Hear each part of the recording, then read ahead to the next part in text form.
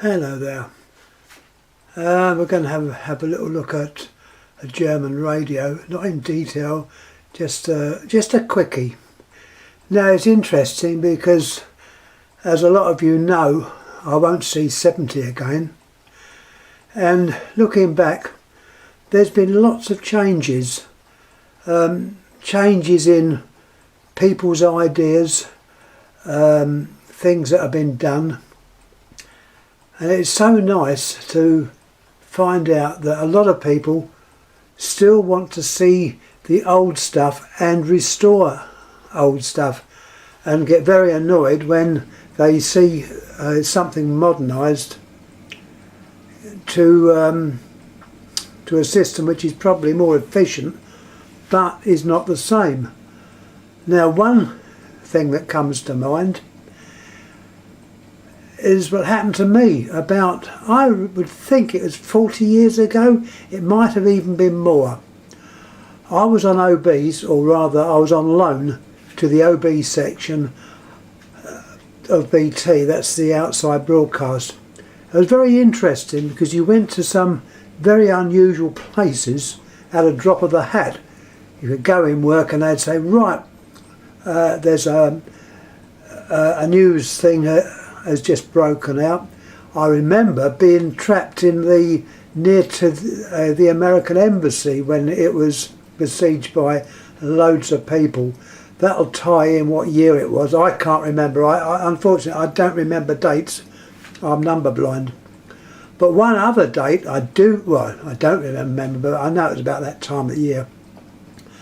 We went to an institution. Now, I'm not going to give the name because I'm working with someone else to find out about this, and that way to have a look at it or a little visit. Anyway, suffice to say that I was absolutely amazed. I went into this building, and remember I'm talking about 40 years ago, and being a nosy so-and-so that I am, I obviously wandered round, and we might have a visitor, so be prepared for a black pussycat to jump up. As I say, I'm a nosy so-and-so, and I had a nose round while we were doing the OB. It was only a case of setting a circuit up, but nevertheless it was quite interesting. Anyhow, what I did find was a very, very old lift. As far as I can remember, it wasn't working. It was a cage type, and on closer observation there was a rope which went through the lift itself. So as the lift travelled either up or down, the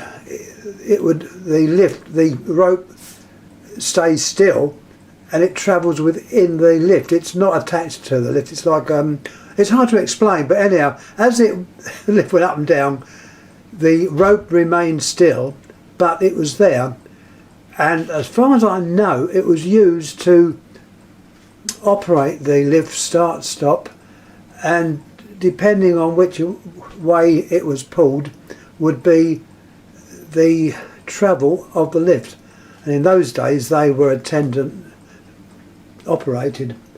Now I remember this, and it had come back to mind, and I think we could safely say that it's the holy grail in people interested in old lifts, and we're working on trying to find out if it's still there, and I can confirm it is still there. And what is very nice, it is being not modernised, no way. It is being restored. That's a nice word, restored. It means that it's going to be put back. Whether it'll ever work, I don't know. It was hydraulic. Now the hydraulic lifts of those days were run by hydraulic water pressure, which come out, which travelled under the pavements and that, on the street roads. It belonged to I think the London Hydraulic Company, and it was used to use the force to make the lifts right. It was on like a ram and piston arrangement. Now, as I say, I don't know if they're still working. I can only hope they are, but I have my doubts.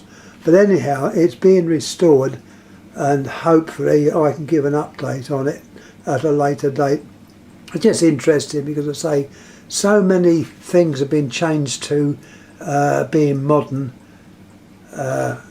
Generic, I think, is the term, particularly with lift. Generic. You see one exactly the same as the next one.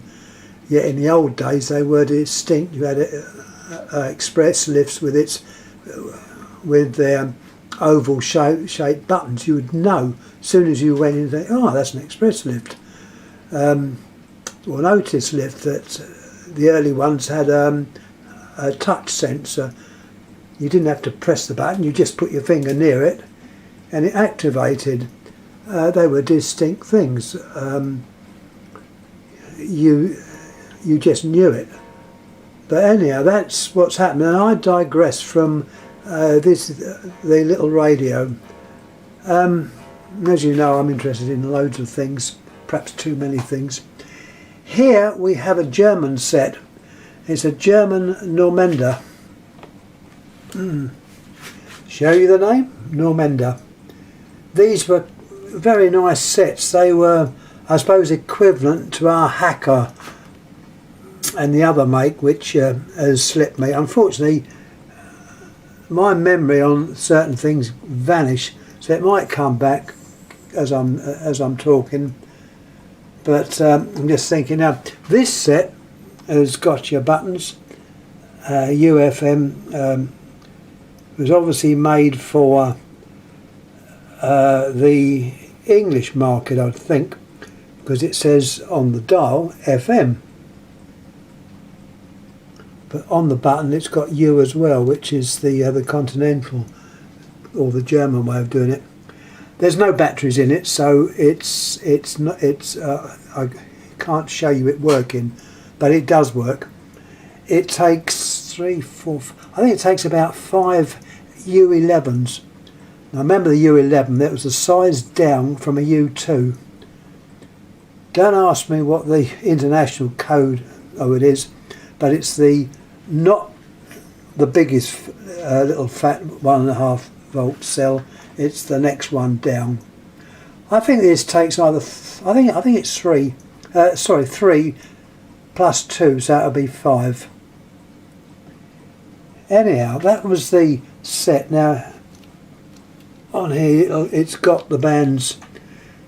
You've got your shortwave, medium and long, plus FM, and FM is the whole range. It's from 88 up to 108. So many of these old sets that you buy, particularly the English made ones or the ones that are used in this country, don't go up to the full 108, which means that you're not going to get some of the other stations. I think they go up to about 105, 104, so you do lose quite a bit. But this one is the whole range. As a lot of you know, I tend to look round boot sales and junk markets and pick up the odd thing. This, I say, I did obtain from England. It wasn't from Germany. It's a well-made set, as you can see. It's they call it well, the name's on here. Transistor automatic. Needless to say, it's transistor. Oh, the back. It's a speaker's front forward facing, and a decent size, which is obviously in there. From my hand you get an idea of the size rather than get a ruler out and start measuring it. I'd be quoting inches. I haven't really taken to the metric system. Anyway, that's the set. It's got I was pleased to say that the telescopic aerial was intact, which is often not the case. Often that gets broken. You can get these. There are places that sell aerials and they can be replaced.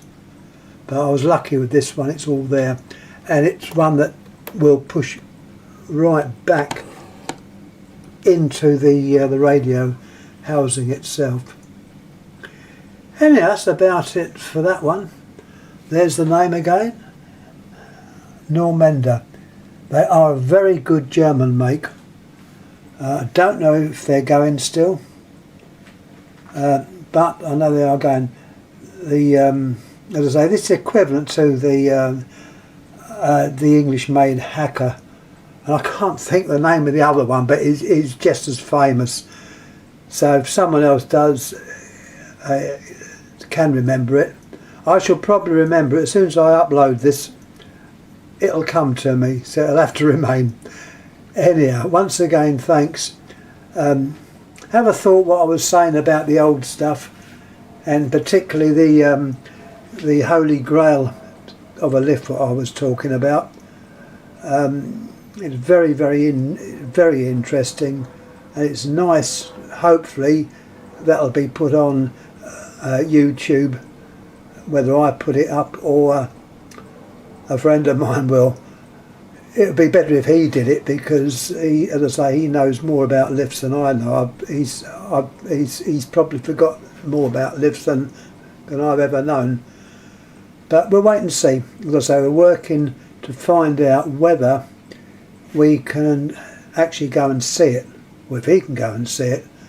I think it may be possible. But anyhow, enough for this time, enough for me waffling on. I will say thank you again, thanks for watching. Please subscribe. Any questions, please ask, I'll try and answer them. Hopefully I'll be able to give an answer. And I still haven't remembered the name of that other set. But they were made down in Surrey somewhere. They're Japanese made now, but they are very, very good sets, or they were. Anyhow, once again, thanks. I know I'm waffling on a bit, so thanks again. Thank you.